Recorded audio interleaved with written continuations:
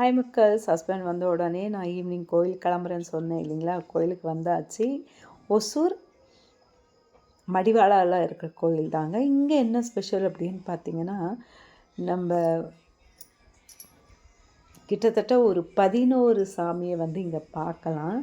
வேறு வேறு ஊரில் இருக்கிற அத்தனை சாமியும் இங்கே நம்ம பார்க்கலாம். அந்த ஊருக்கு போய் நம்ம பார்க்கவும் முடியாது.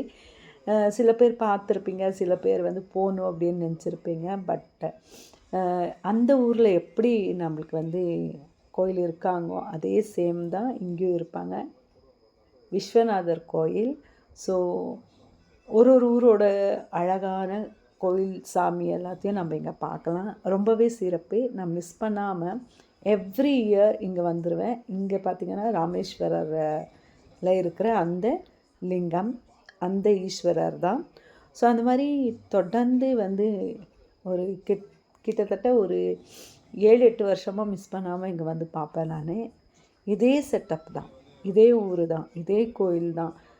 அவ்வளோ அழகாக நம்மளுக்காக நம்ம ஒரு ஊருக்கு போய் பார்ப்போமான்றது தெரியாது. பட் இங்கே எல்லா ஊரோடது ஒரே நாளில் இங்கே பார்க்குறது ரொம்ப அதிசயம் இல்லைங்களா. அதனால் மிஸ் பண்ணாமல் இந்த கோயில் பார்ப்பேன். இதோட ஃபுல் வீடியோ உங்களுக்கு வேணும்னா டிஸ்கிரிப்ஷனில் லிங்க் கொடுக்குறேன், மறக்காமல் போய் பாருங்கள்.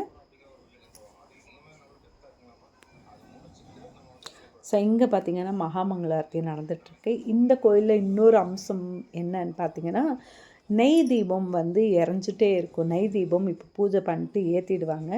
அது ஏற்றினதுக்கு அடுத்து வர அனைத்து பக்தர்களுமே அங்கே நெய் ஊற்றலாம். ஸோ அதுதான் இந்த கோயிலோட ரொம்ப ரொம்ப சிறப்பு. இந்த பாக்கியம் எல்லா கோயிலும் நம்மளுக்கு கிடைக்கவே கிடைக்காது. ஏன்னா நெய் நம்மளே ஊற்றுற அந்த நெய் ஃபுல்லாக எரிஞ்சிட்டே இருக்கும். ஸ்டில் டுமாரோ, நாளைக்கு வரைக்குமே இந்த நெய் காலி ஆக ஆக ஊற்றிட்டே இருப்பாங்க வர பக்தர்கள் எல்லாருமே. ஸோ இந்த நெய் எரிஞ்சிட்டே இருக்கும். ஸோ இந்த புண்ணியம் வேறு எங்கே கிடைக்கும் இல்லைங்களா. ஸோ இது ஒரு தனி அம்சம் அப்படின்னு சொல்லலாம். ஒரு பெரிய பாக்கியம் இந்த இடத்துல. ஸோ இந்த வருஷம் நாங்கள் லைனில் போய் நிற்கல. பயங்கர க்யூ, பயங்கர ரஷ்ஷாக இருந்தது. ஸோ இந்த வருஷம் கொஞ்சம் சீக்கிரமாக போயிட்டோம் இல்லைங்களா. அதனால் இப்போ தான் ஏற்றிட்டுருக்காங்க. க்யூ பார்த்திங்கன்னா இந்த நெய் ஊற்றுறதுக்காகவே எக்கச்சக்கமாக இருந்துச்சு. அண்ட் அதுவும் இல்லாத தனிஷ்காக்கு பார்த்திங்கன்னா ஹோம்ஒர்க் கொஞ்சம் பெண்டிங் இருந்தது. அதனால் நாங்கள் முடிச்சுட்டு வந்துட்டோம். அப்படியே ஆப்போசிட்டில் டைனிங் ஏரியா. இந்த பக்கம் கையிலே கொடுப்பாங்க. அதை வாங்கி அப்படியே உக்காந்துட்டு கீழவே சாப்பிட்டுட்டு கிளம்பிட்டோம்.